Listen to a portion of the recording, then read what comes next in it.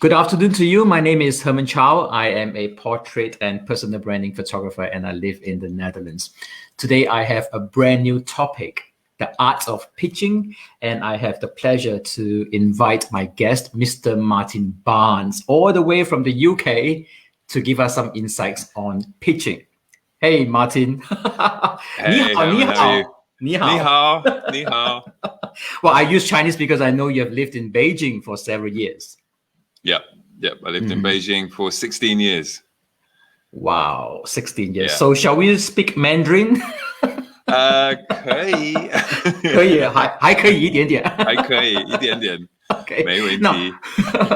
Awesome. Now, I know very well that you really love this topic about pitching. Your eyes just lit up whenever you talk about pitching.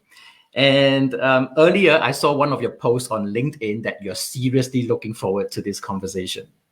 Yes. Yep. Exactly. All right. So before we dive into the core content, maybe you can tell the audience, especially my network, who you are and what you do. Excellent. Well, thank you, Herman. It's lovely to be here. It's lovely to have time with you live with your audience. So I'm Martin. Yes. And I'm a crocodile wrestler.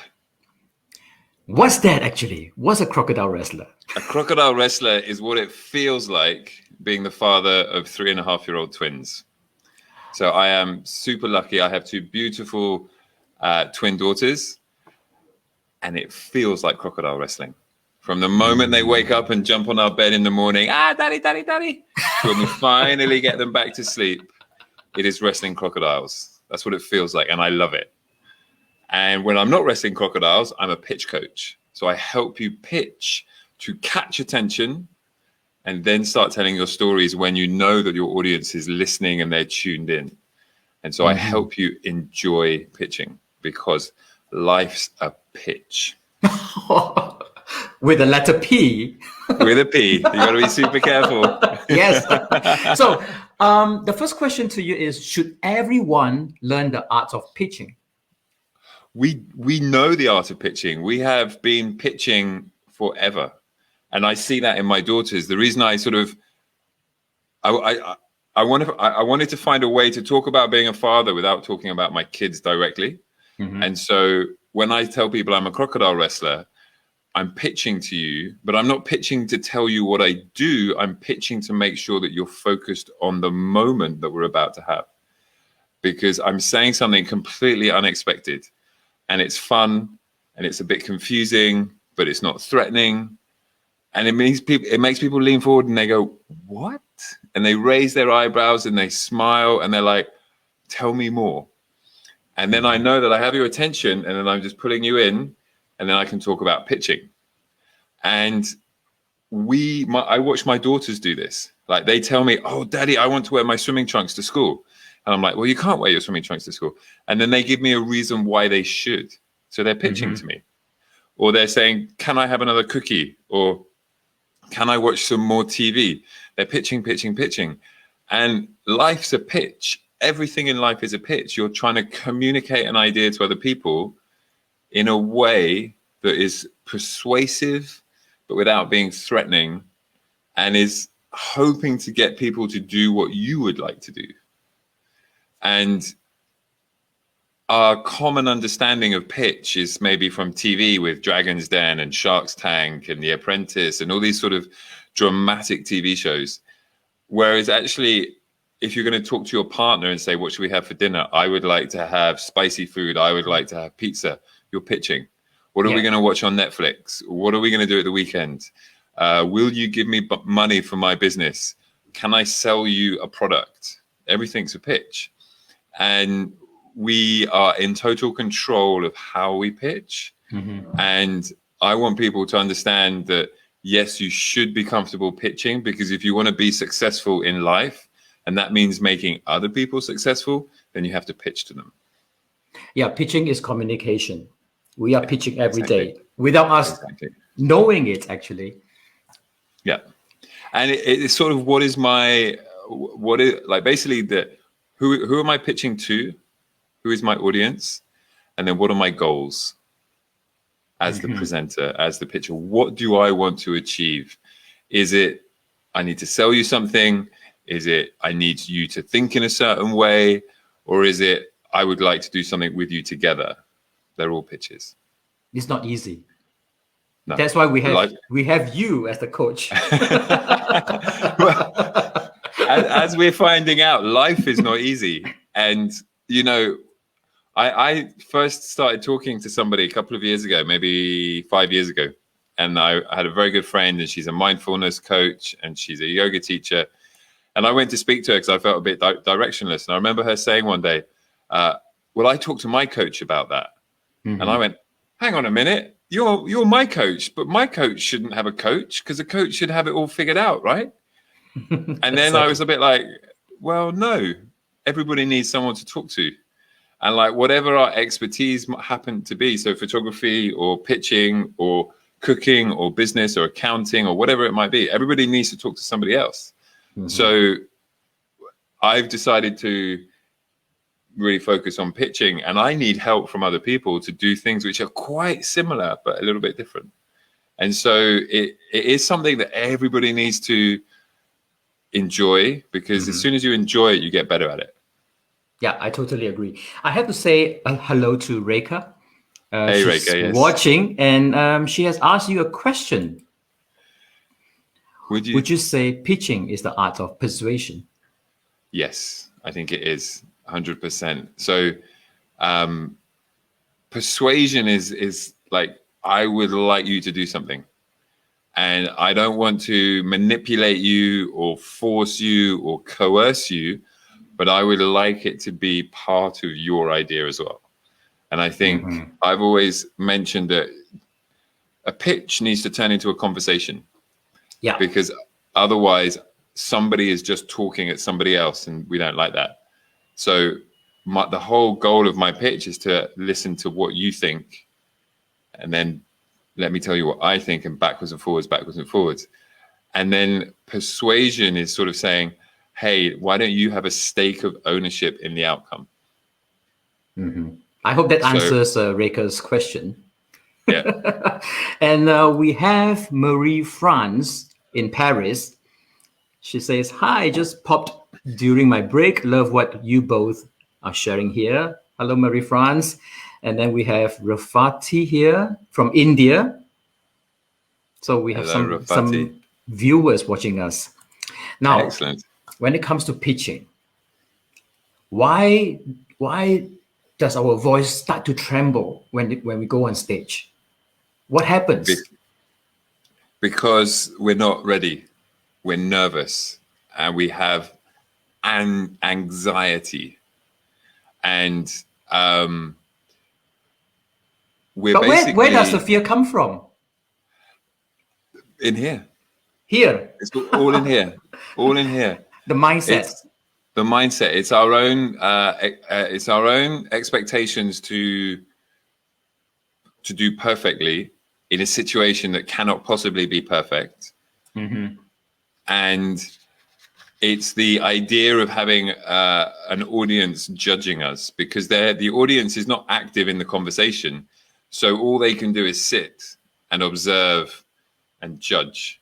And so the fear comes from thinking, well, I've got 1, 10, 50, 100 people going to be judging me.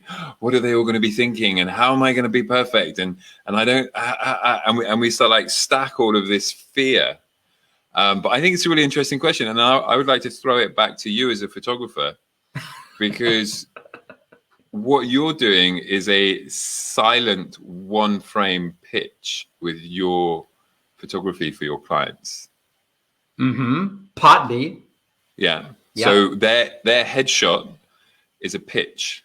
Right.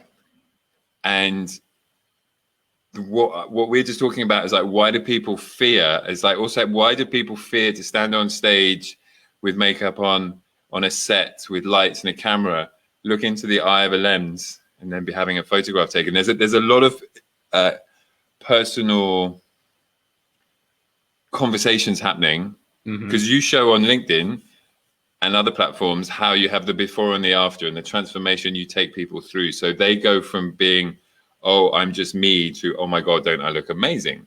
And then that is the image that the rest of the world sees. And then that is the image that we start to make our first impressions of. So that's our first pitch. It's a silent pitch. And it's using the words of persuasion of saying, you can trust me. I'm a professional. I am at this level, at whatever level we're trying to pitch ourselves to. And I think that the question you just asked me about why do we get nervous before we go and pitch is we get nervous all the time in life. Yeah. When moments are live, when they can't be paused or re-rendered or started over again, and when we're putting ourselves in the spotlight to be judged, and we're not in full control.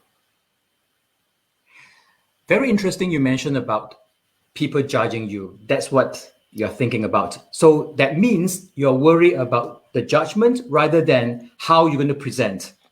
You're putting a lot of emphasis on what people think about you than what you're going to deliver. Yeah. So that really, I think I don't know what word to describe, but how do you overcome that fear? It's practice.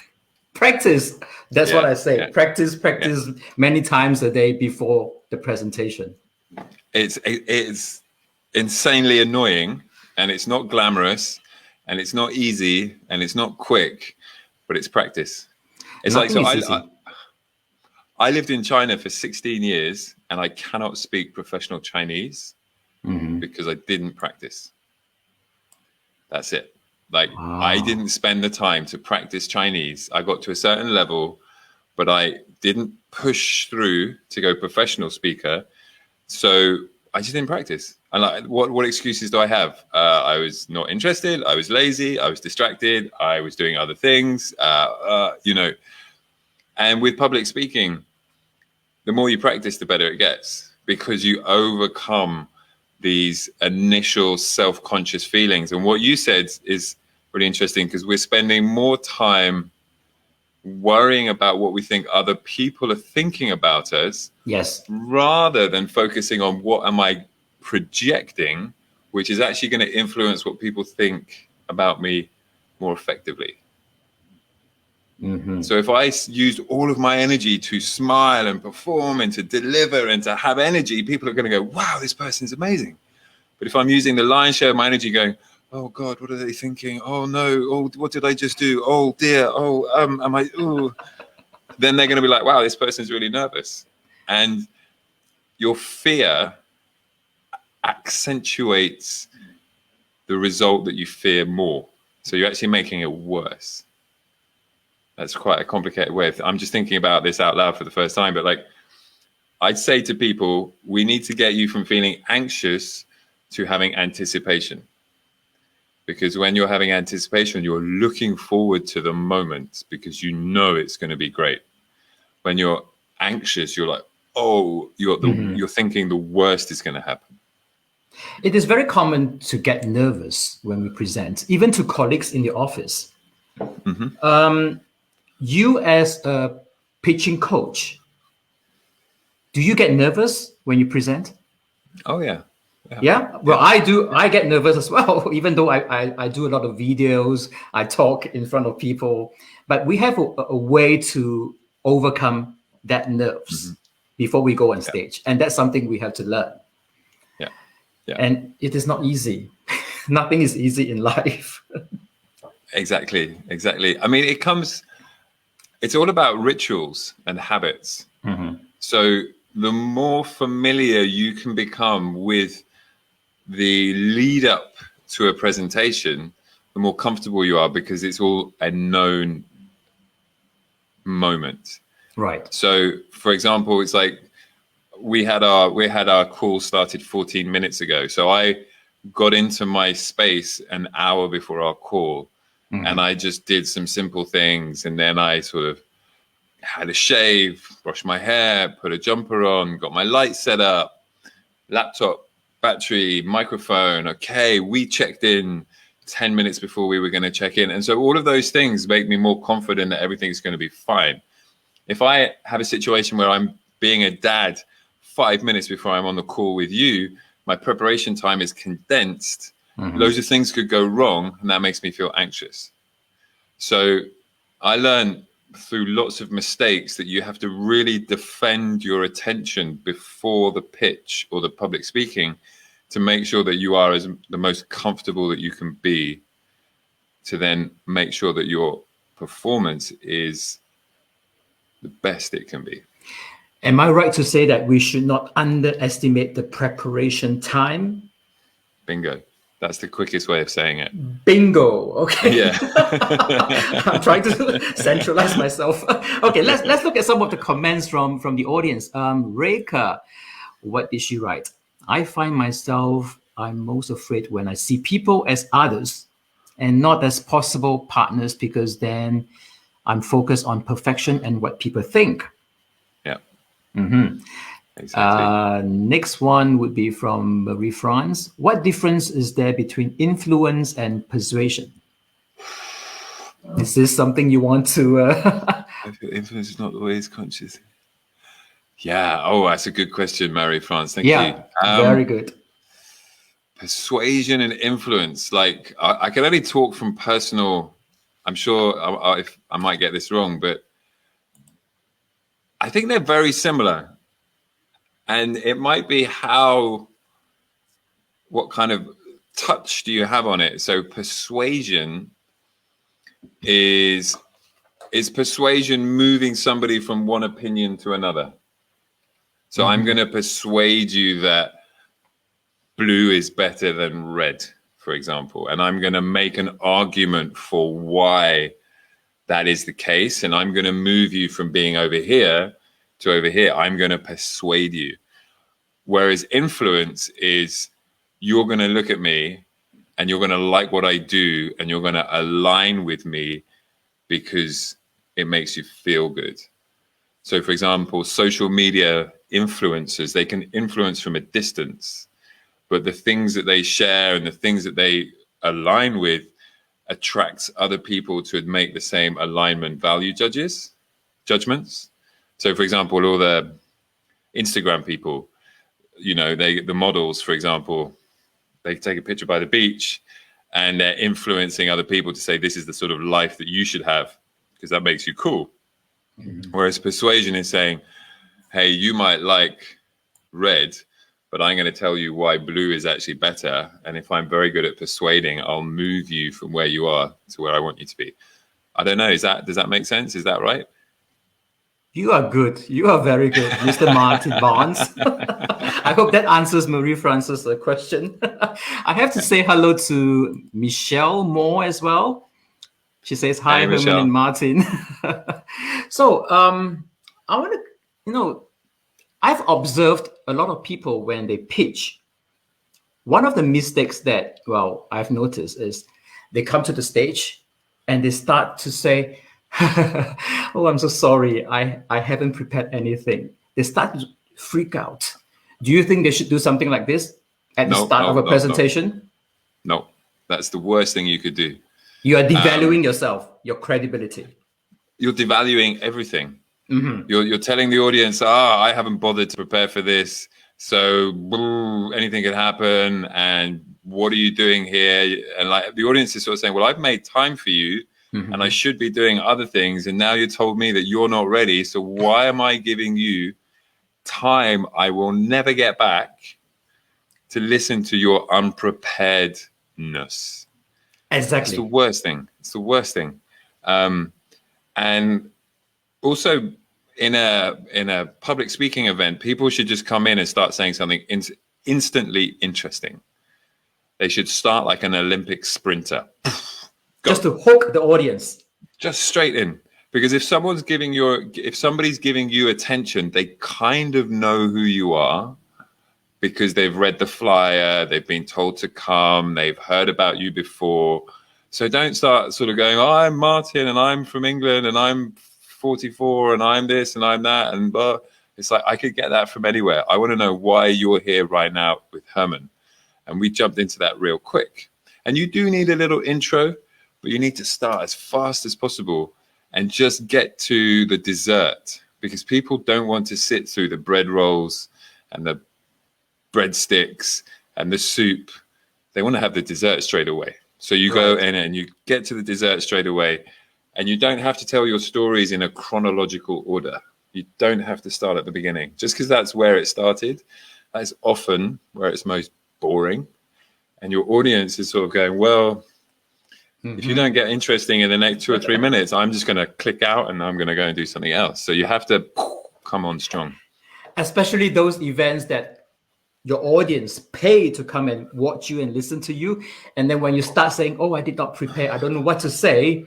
Wow, that's not fair to your audience. That's not professional at all. It's a massive insult to your audience. And then just on top of that, which I would really like to comment, is if your English is a second language or you're speaking in a second language, never apologize for your language level. Ever. Okay, I'm going to apologize on this remark from Reka because I have problems pronouncing 2 words there. Martin, I'm going to let you read it. Practice is important. So how does one ensure spontaneity is not lost through repetitive practice? That's very good. Yeah, yes. Great question. So it is hard if you're presenting your material because you hear it a lot, but you have to remember that your audience is only hearing it for the first time. And you have to kind of be able to capture that magic repeatedly. And also you have to understand that you're not going to capture it repeatedly every time. So sometimes you're going to wobble. Sometimes you're going to, I didn't think I did very well. But the responsibility of having people's attention is to perform. Right. So if you, again, like we just said, if you come on and say, oh, I'm really sorry, I was too busy and I didn't really prepare, so you're going to have to take what comes.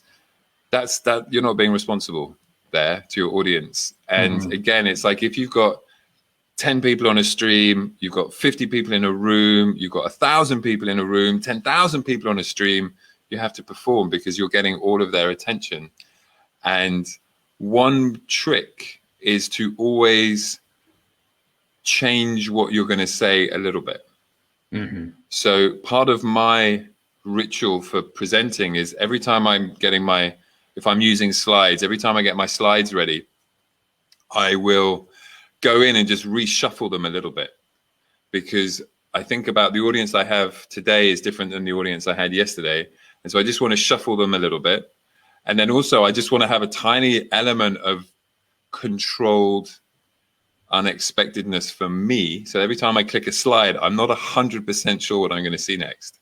But when I see that slide, I know why I want to talk about it. And then you sent me the questions a couple of weeks ago for today, which was amazing. Really, really well prepared. I scanned through them and then I didn't look at them again. And then you just asked me, are you happy with the questions? And I was a bit like, yeah, I guess. What questions? I can't remember them. What questions, huh? I don't remember. But if I need to know the question boundaries. But like, if you gave me an exam on how many questions or what were the questions, I'd fail. But I don't want to be perfect because I want to answer your questions with spontaneity. So you can either have very large amounts of spontaneity, or you can make the spontaneity just enough that's going to keep you on your toes to perform. And then the last thing I'd add to that is to stand up. So like I'm standing now, so I can disappear. Yes. And that keeps me on my feet, and it keeps my energy levels slightly higher, and it keeps me, I'm not slouching into a chair and melting. I'm fresh. So it's a physical spontaneity from standing, and it's a mental spontaneity by just making sure that you're not dragging the same PowerPoint that you've given to every single audience, even though each of those audiences are completely different. And you have to shuffle yourself to be ready to be a bit different. I believe the audience are getting a lot of value from you today. Honestly, really. And we have so many responses. Let's look at Michelle's excellent feedback. Oh goodness, I thought I was overdoing it when I take time to prepare well before the time. No, not at all. No. We really must prepare a lot before the presentation. That's excellent to hear, Michelle. Yeah. Marie France, love your answer. on influence and persuasion. Brilliant. Let's see. I found I'm interested in the speaker, her energy in the first 2 minutes, before I decide in my head how much attention I will give to his or her pitch. Yeah. Yeah. Yeah. So the introduction is very important to draw the attention. Exactly. You have to earn people's attention. So, for example, my website is called 8 Seconds to Connect, because I believe you have 8 seconds to make an impact that's going to catch someone and say, hey, your attention is worth spending with me right now.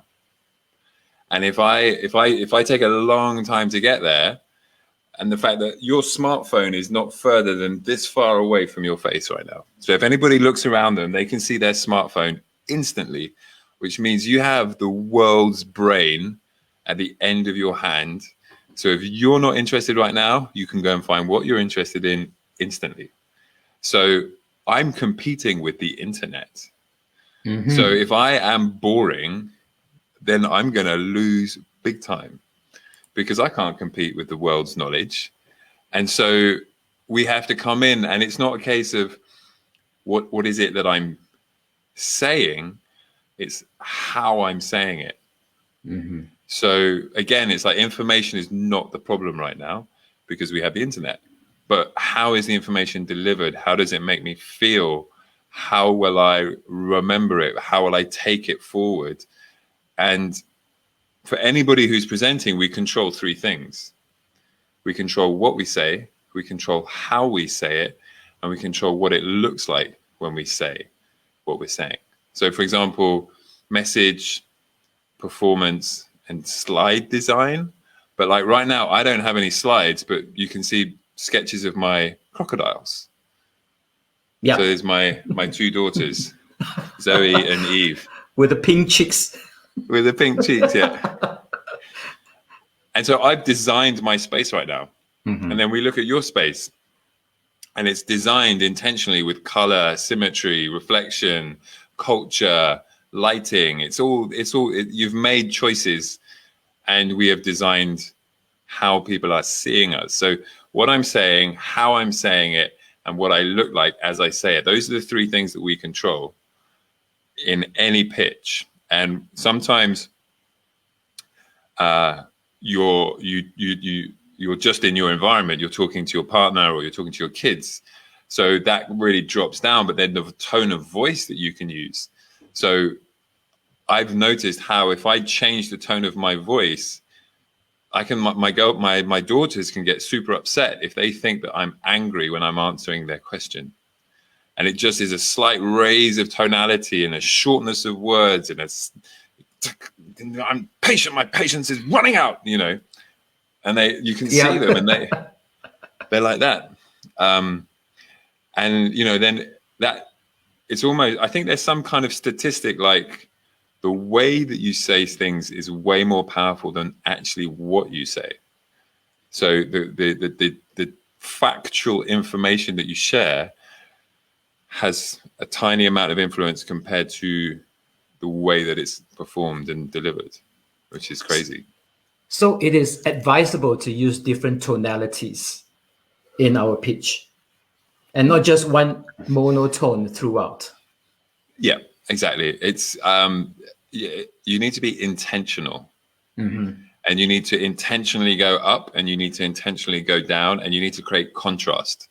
So you could say exactly the same thing for food, for fashion, for music, for art, for the weather, for entertainment, for anything. It's like you need to know where the top end is and the bottom end is, and you need to be able to intentionally go through that. So, again, lighting. If you're lighting a subject in a photograph, if it's just a sort of monotone flat, it's just there's no depth, there's no drama, there's no contrast. And it's the same with your voice. You need to push it up and get angry or animated, and then put it down and go quiet, because then people are leaning in. That is voice training.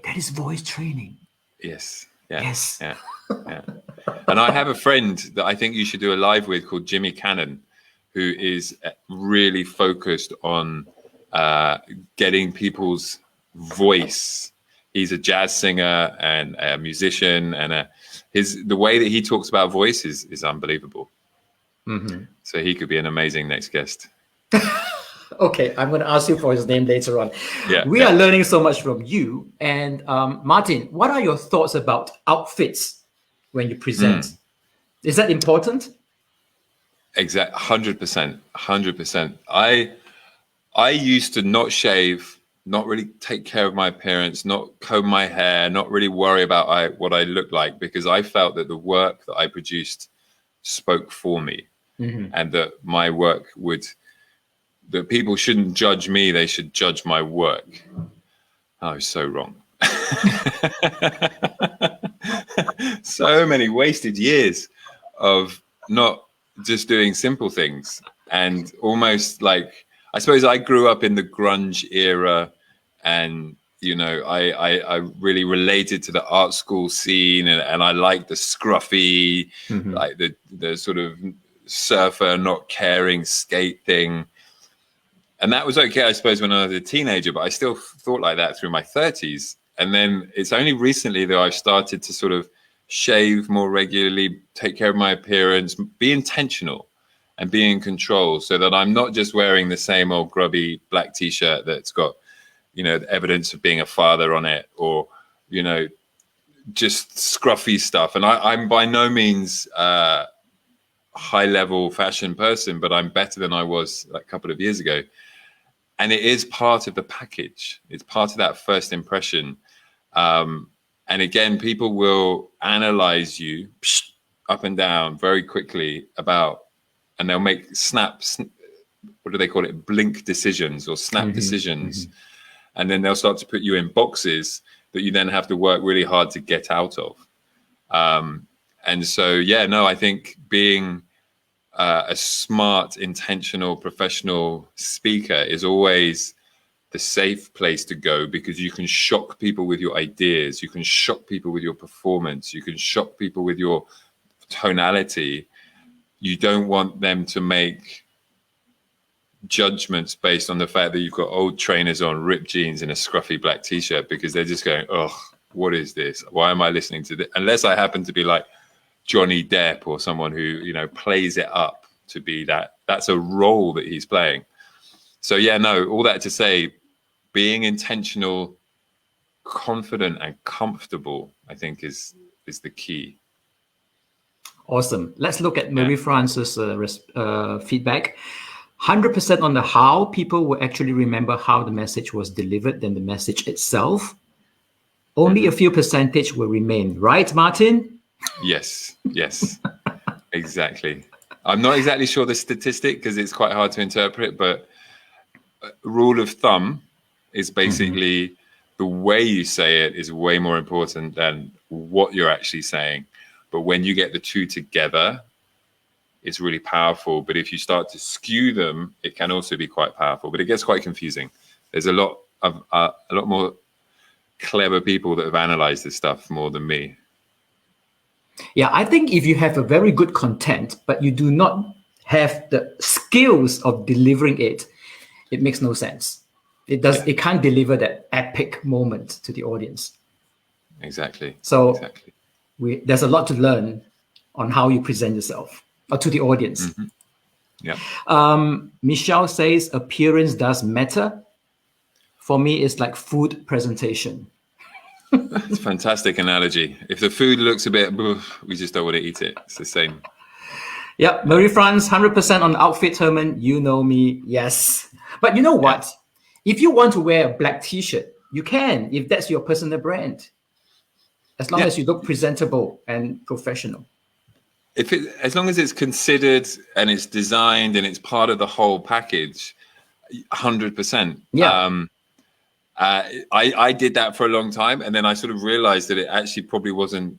I need to evolve. I need to go and do something else, because not to say I still wear black t-shirts. I've got one on here, but like, I want to have the confidence to find different things to express myself in how I dress, and it's still not particularly expressive, but it's moving on from that black t-shirt. But it's a classic. So, you know, it's not to say that it doesn't work, but it just needs to be intentional and confident. Great. Martin, I have 2 more questions. Okay, this is interesting.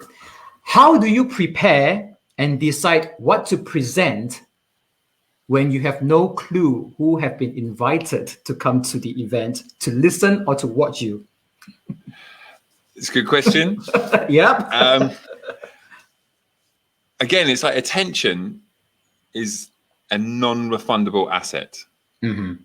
So no one will get their minutes back. And so if you're ever invited to speak, that means somebody values what you have to say, and they're going to give you a platform, and they're going to give you an audience. And that, again, is a lot of time and attention. So let's say we have 10 people on this live right now. So that is 10 times an hourly rate of whatever we can charge as professionals. So this 35 minutes right now is worth a lot of money. And we're not going to get that back. And the thing is, if you're ever asked to be on that stage and that platform, there's 2 responsibilities. The responsibility of the host to promote you, but also your responsibility to ask the host who's in the audience and what are we trying to achieve. And every single presentation comes back to the origin is who is my audience and what are my goals. So I remember I went to go and talk to a group of high school students in Beijing, and we were running a creative project. And so the way that I spoke to them was very different than when I would go and speak to the head of compliance of Volkswagen, because the audiences are completely different. And I know those 2 audiences. And the question to answer the question is that you as the presenter should spend half an hour to find out who your audience is going to be. So you don't come on stage and go, oh, well, I didn't really have time to prepare. So, oh dear. You've got to make that time. That's part of your ritual of getting ready, because that helps focus your mind, center your body, and that influences your performance. So all of these questions are fantastic because they're all linked together. Like if you don't know who you're talking to, you're going to come in and just go to your default setting and hope it's the right one. It might work, it might not. But it's really down to the speaker to prepare to deliver what they, and to research who their audience is, so they are pretty confident that they know that they can share the right thing to this audience right now. Yeah. I think the audience who are watching us right now, they should connect with you straight away if they want to learn more about how to present themselves. There's a link in the description how you can connect to with Martin on LinkedIn. So Martin, to wrap things up, do you have 3 golden tips how to deliver a killer pitch? Yes, I do. So basically there's 3 things you control: your message, your design, and your performance. So with your message, there's something I created called the 3-beat mountain. And it's a pitch structure. It's a mountain with 3 beats, and each one gets higher. Try to share 3 things in your core message. So overall, whether you're answering a question or whether you're designing a slide or the whole general theme of your pitch, just keep it to 3 things. And as soon as you sort of talked about 3 things, then just stop. Because that will allow your audience to reflect and process and understand. So on this call, I've wanted to share so much, but I've also stopped myself because I'm like, okay, that people have got to have the space to absorb all of this. Otherwise, it's crazy. So that's something I share, the 3-beat mountain. The second thing would be when you're pitching, stand up. It makes such a difference, and it is so easy to do. And when you present, have your camera at eye level so that you're standing and you're looking into your audience's eyes, because they don't want to look up your nose or up your chin, or, you know, you've got to have your camera at eye level. And then the final thing is just to have fun, because again, that amplifies your energy. And if you walk and go, hey, I'm here at the live. This is great. Your energy says a lot about you, the energy. Exactly. Yeah. So you've got to bring the energy, and it's what I call zap, pop, and ping. Like I'm naturally quite introverted. I'm about half an introvert, half an extrovert. So I really enjoy silence and being on my own. But when it comes to showtime, I have to pump up the zap, pop, ping, and I have to authentically be really energized. And like I'll finish this and I'll sit down and go, then I have to recharge again. I'm not like this the whole time, because I just, that's not my personality. So you have to intentionally bring some more sparkle to your performance. Woohoo! Yeah, exactly. Awesome. Okay, for those of you who are watching us right now, I really hope that you have received a lot of benefits, tips from Martin. So Martin, before we go, would you like to tell us more about your pitch club, which will take place this evening if they want to join? Yes, that would be amazing. So every Thursday at 5:30 p.m. GMT. So I'm in England, so I'm British summertime. So it all gets very confusing. So I stick to GMT. 5:30 GMT every Thursday, we have Pitch Club. And Herman's been to Pitch Club, and lots of amazing people come to Pitch Club. And it is a entry-level opportunity and community for people to come and improve their public speaking. And every event, we have 5 people come and give a 3-minute pitch. And the real value is in the community feedback. And we have people from Uganda, Brazil, all over Europe, the States, Canada, India. Rekha, who's in the audience, she comes regularly. She's amazing at giving feedback.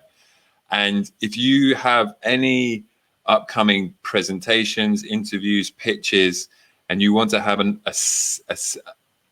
a place to practice, that what I say is it has stakes, but there's no risk. So the stakes is the fact that you're pitching to a live audience. So you feel the moment, but there's no risk. There's no investors. There's no bosses. There's no managers. There's no judgment. So everybody's welcome to Pitch Club. I will share the link to Herman, who will share it to all the different communities. But it is a lovely place with lovely people, and we'd love to see you there. Or if they can connect with you on LinkedIn, they can also get the link from you to join Pitch Club this evening. Now, GMT is very confusing. 5:30 is at UK time? So no, 5:30 GMT is actually 6:30 British summertime. So it's 7:30 Central European time, 7:30 Amsterdam time. Yeah. So if you're on the continent, you see, we're not part of Europe anymore. So for all the Europeans, regretfully, we're not part of Europe anymore. For all the Europeans, it's 7:30. For us in England, it's 6:30. And for everyone else, we anchor it off GMT. So in the States, it's different times. But I mean, the only social media I use is LinkedIn. So I would love everyone to come and say hello on LinkedIn and just keep the conversations going. That would be amazing. Yes, connect with Martin Barnes, my guest today. Thank you so much for your time today. Really appreciate it. Thank you, Herman. Wonderful conversation. I've learned a lot from you as well. So we speak again on LinkedIn. Yep. See you in the feed. Cheers, guys. Bye-bye.